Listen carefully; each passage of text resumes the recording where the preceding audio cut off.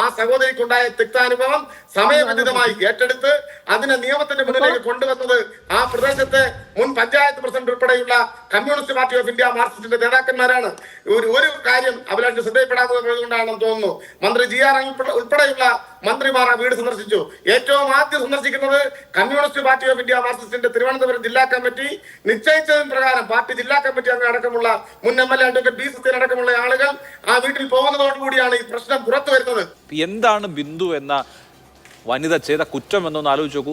എല്ലാവരെയും പോലെ അല്ലെങ്കിൽ ഭൂരിപക്ഷം മനുഷ്യരെയും പോലെ അധ്വാനിച്ച് ജീവിച്ചു. അവർക്ക് ഉപജീവന മാർഗം അവർ തൊഴിലെടുത്താണ് സമ്പാദിക്കുന്നത്. അവർ ജോലിക്ക് പോയി എന്ന ഒരു കുറ്റമേ ചെയ്തുള്ളൂ. അവർ പല വീടുകളിൽ ജോലിക്ക് പോകുന്നുണ്ട്. ജോലിക്ക് പോയി തിരികെ വരുമ്പോൾ പോലീസ് സ്റ്റേഷനിലേക്ക് വിളിപ്പിക്കുകയാണ്. അതിനുശേഷം അടുത്ത 20 മണിക്കൂർ നേരം അവർ നേരിട്ടിട്ടുള്ള കൊടിയ ക്രൂരത, കൊടിയ പീഡനം, അതിന് ആരാണ് സമാധാനം പറയേണ്ടത് എന്ന പ്രശ്നമുണ്ട്. ഒരു തെറ്റും ചെയ്യാത്ത ഒരു വ്യക്തി ഈ തരത്തിലുള്ള വലിയ തോതിൽ ട്രോമാറ്റൈസ് ചെയ്യപ്പെടുന്നു. അവരെ അതിനിഷ്ഠുരമായ നിലയിൽ പീഡിപ്പിക്കുന്നു.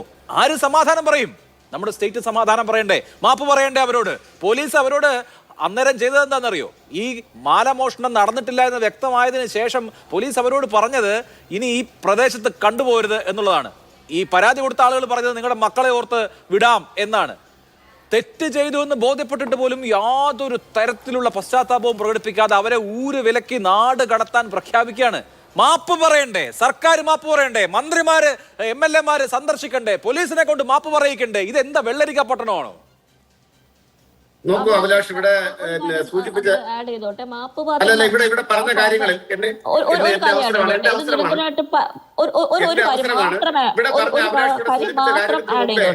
ഐക്യജനാധിപത്യ മുന്നണിയുടെ കോൺഗ്രസിന്റെ പ്രതിനിധിയായി ഇവിടെ എത്തിച്ചേർന്ന പ്രിയപ്പെട്ട സുഹൃത്ത് ഒരു നീണ്ട നിര കാര്യങ്ങൾ അല്ലെങ്കിൽ ഈ ഇടതുപക്ഷ ഭരണത്തിന് കീഴിൽ പാർശ്വവൽകൃത ജനവിഭാഗത്തിന് നേരിടേണ്ടി വന്ന തിക്താനുഭവങ്ങളെ സംബന്ധിച്ച് ഇവിടെ വിശദമാക്കുകയുണ്ടായി. ഞാൻ തിരിച്ച് മറുവാദഗതി ഉയർത്തുന്നില്ല. ഞാൻ ഒറ്റ കാര്യം മാത്രം പറയുന്നു. കേരളത്തിലെ ആദിവാസി ദളിത് പാർശ്വവൽകൃത സമൂഹത്തിന്റെ ഏറ്റവും പ്രധാനപ്പെട്ട പ്രശ്നമായ കിടക്കാനിടം, ഭൂമി പ്രശ്നം, ഞങ്ങൾക്ക് വരുന്നുണ്ട് ഭൂമി വേണം എന്ന് ചോദിച്ചവരുടെ ശുഷ്കിച്ച നെഞ്ചിന് നേർക്ക് വെടിയുണ്ട ഉതിർത്ത കോൺഗ്രസ് പാരമ്പര്യമല്ല ഇടതുപക്ഷ പാരമ്പര്യം എന്ന് മാത്രമാണ് ഞാനിവിടെ പറയാൻ ആഗ്രഹിക്കുന്നത്. കാരണം അത് ഒരുപാട് മുതലക്കണ്ണീരോടെ ഒഴുക്കി നമ്മൾ കണ്ടതാണ്, കേരളം കണ്ടതാണ്. ആദിവാസിയുടെ നെഞ്ചിലേക്ക് വെടിയുണ്ട ഉതിർക്കാൻ, അധികാരി വർഗത്തിന്റെ വെടിയുണ്ട ഉതിർക്കാൻ ഒരു അധികാരത്തിൽ ഏത് പാർട്ടി ഇരുന്നാലും സിസ്റ്റം ഇങ്ങനെയൊക്കെയാണ്. അധികാരത്തിൽ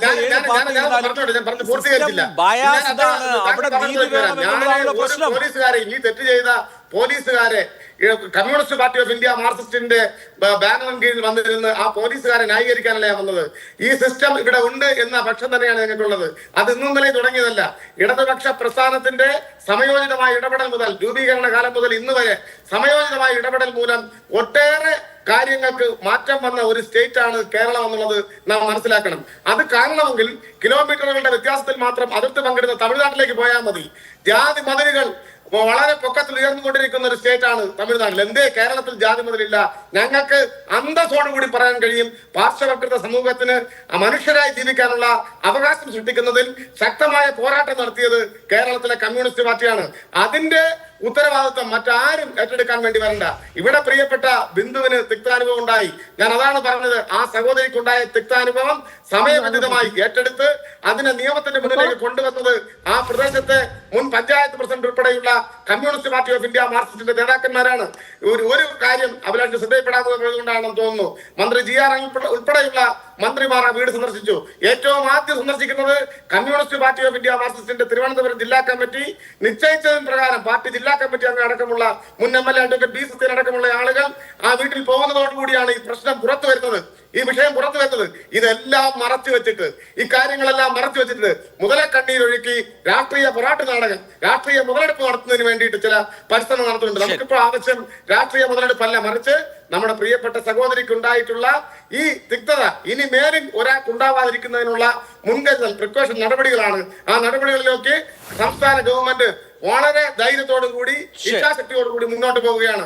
ആ ഇച്ഛാശക്തിയെ ഇല്ലായ്മ ചെയ്യുന്നതിനുള്ള അവരുടെ മനോവീര്യത്തെ കെടുത്തുന്നതിനുള്ള ഒരു പരിശ്രമം ഒരു ഭാഗത്തു നിന്നും ഇതിപ്പോ കമ്മ്യൂണിസ്റ്റ് പാർട്ടി ചെയ്തോ കോൺഗ്രസ് പാർട്ടി ചെയ്തോ എന്നുള്ളതല്ല പ്രശ്നം. ഒരു സമൂഹം എന്നുള്ള നിലയിൽ കേരളം ലജ്ജിക്കേണ്ടതായ പല ഘടകങ്ങൾ അതിനകത്തുണ്ട്. അത് ഈ സിസ്റ്റത്തിന്റെ പോലീസ് അടക്കമുള്ള നമ്മുടെ സംവിധാനങ്ങളുടെ ഭാഗത്തുനിന്ന് വരുന്ന മുൻവിധിയാണ്. എങ്ങനെയാണ് ഒരാളെ കാണുമ്പോൾ അയാൾ ക്രിമിനൽ ആണെന്ന് തോന്നുക, ഇയാൾ ആ കുറ്റം ചെയ്തു എന്ന് മുദ്ര കുത്തി എങ്ങനെയാണ് ഒരാളെ പീഡിപ്പിക്കാൻ കഴിയുക, എങ്ങനെയാണ് ഈ തരത്തിലുള്ള ട്രീറ്റ്മെന്റിന് അവരെ ഒരു പോലീസ് സ്റ്റേഷനിൽ വിധേയമാക്കാൻ കഴിയുക, ഇങ്ങനെ ഒരുപാട് പ്രശ്നങ്ങളുണ്ട്. മാളവിക എന്തോ പറയാൻ കൈവിടുന്നുണ്ട്. ഞാൻ നേരത്തെ പറഞ്ഞത് മാപ്പ് പറഞ്ഞ് ഈ വിഷയം റദ്ദാക്കണമെന്നല്ല, മറിച്ച് സ്റ്റേറ്റ് മാപ്പ് പറയണം, ഇതിന് ഉത്തരവാദികളായ പോലീസുകാരെ ശിക്ഷിക്കണം എന്ന അർത്ഥത്തിലാണ്. മാപ്പ് പറഞ്ഞ് പൊറുക്കണം എന്ന അർത്ഥത്തിലല്ല. പറഞ്ഞോളൂ. മാപ്പ് പറഞ്ഞ് പൊറുക്കുന്ന കാര്യമില്ല. മാപ്പ് ഡെഫിനറ്റ്ലി പറയേണ്ട വലിയ ആവശ്യമുണ്ട്. പക്ഷെ മാപ്പ് മാത്രം പറഞ്ഞാൽ പോരല്ലോ, കൃത്യമായിട്ടുള്ള കോമ്പൻസേഷൻ കൊടുക്കണം. അവർ ഡെയിലി വേജിൽ, അവർ ദിവസവേതനത്തിന് ജോലി ചെയ്യുന്നൊരു സ്ത്രീയല്ലേ, അവർ ഇത്രയും ഓഫീസുകൾ കയറി ഇറങ്ങിയപ്പോൾ എത്ര ദിവസത്തെ ജോലി അവരുടെ പോയി കാണും? ഇനി എത്ര നാൾ കഴിഞ്ഞാലായിരിക്കും ഒരു വീട്ടിൽ അവർക്ക് ജോലി കിട്ടുന്നത്? അതുകൊണ്ട് കൃത്യമായിട്ടുള്ള കോമ്പൻസേഷൻ കൊടുക്കണം. ഈ സസ്പെൻഡ് ചെയ്ത ഓഫീസേഴ്സ് ഉണ്ടല്ലോ, ആ സസ്പെൻഡ് ചെയ്ത ഓഫീസേഴ്സിന്റെ പോക്കറ്റിൽ നിന്ന് തന്നെ ആ പൈസ കൊടുക്കണം. അങ്ങനെ ഇവരുടെ സാലറിയിൽ നിന്ന് അത് ഓരോ ഓഫീസറും അപ്പൊ ചിന്തിക്കും, ഇനി അടുത്ത പ്രാവശ്യം ഒരു ദളിത് സ്ത്രീ അല്ലെങ്കിൽ ഒരു ദളിത് പുരുഷൻ അല്ലെങ്കിൽ ഒരു കറുത്ത നിറമുള്ള ഒരാൾ, ഒരു ആദിവാസി മുമ്പിൽ വരുമ്പോൾ ചിന്തിക്കുമ്പോൾ എന്റെ സാലറിയിൽ നിന്ന് പോകും, ഞാൻ അവരോട് നേരെ ചൊവ്വേ പെരുമാറിയില്ലെങ്കിൽ എന്ന് അവർ ചിന്തിക്കുമ്പോൾ അവരുടെ പെരുമാറ്റം തന്നെ മാറും. അതിന് കോമ്പൻസേഷൻ വളരെ കൃത്യമായിട്ട് കൊടുക്കണം.